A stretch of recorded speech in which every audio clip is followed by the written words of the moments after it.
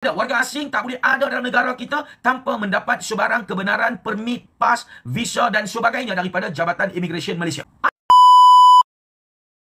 Kita kena faham, tuan-tuan. Sebab itu, sebagai rakyat, kita boleh pertikaikan sekarang.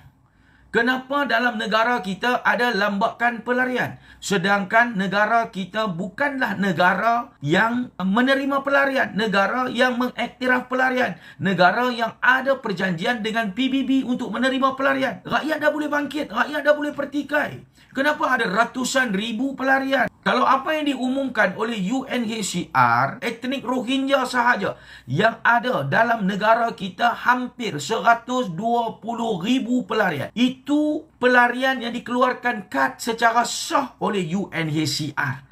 Adalah lebih kurang 120,000 pelarian Rohingya sahaja.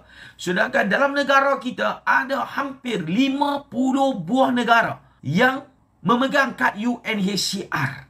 Ini dalam negara kita, tuan-tuan. Kalau kita campur tolak bahagi antara etnik Rohingya dengan negara-negara lain, individu-individu daripada negara-negara yang lain yang memegang kad UNHCR, hampir 200,000 pelarian yang ada dalam negara kita, tuan-tuan. Cuba bayangkan, hampir 200,000 pelarian yang memegang kad UNHCR yang sah. Belum lagi kad-kad yang dipalsukan oleh segelintir manusia yang tidak bertanggungjawab yang ada dalam negara kita.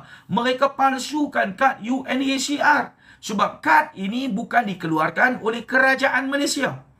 Kad UNHCR ini bukan dikeluarkan oleh Jabatan Imigresen Malaysia. Hampa kena faham. Warga-warga asing selain daripada warga negara Malaysia yang berada dalam negara kita Malaysia ini, nak tinggal dalam negara kita, mestilah kena mendapat kebenaran daripada Jabatan Imigresen Malaysia. Dia tak boleh ada warga asing tak boleh ada dalam negara kita tanpa mendapat sebarang kebenaran, permit, pas, visa dan sebagainya daripada Jabatan Imigresen Malaysia. Asal sahaja warga asing mesti kena mendapat kebenaran daripada Jabatan Imigresen. Etnik-etnik Rohingya dan juga pelarian yang berada dalam negara kita Malaysia ini langsung tidak mendapat kebenaran melalui Jabatan Imigresen Malaysia. Sebab kad ini tidak dikeluarkan oleh Jabatan Imigresen. Kad ini dikeluarkan oleh UNHCR. Bagaimana warga asing boleh berada dalam negara kita Malaysia, sedangkan negara kita juga tidak tahu mereka ini ada dalam negara kita? Mereka memegang kad UNHCR, kad yang tidak diiktiraf oleh kerajaan Malaysia.